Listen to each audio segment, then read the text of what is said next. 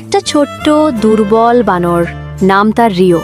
কিন্তু রিওর ছিল একটা বড় স্বপ্ন, সে একদিন আর্মিতে যোগ দেবে।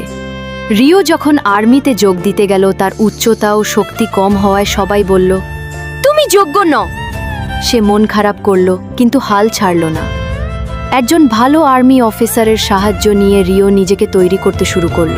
প্রতিদিন ভোরে ওঠে, অনুশীলন শুরু করে, নিজে নিজে দৌড়, লাফ, ঝাঁপ সব ট্রেনিং করে। ক্লান্ত হলেও থামে না। সে মনে মনে বলতো, আমি পারবো, আমি প্রমাণ করব।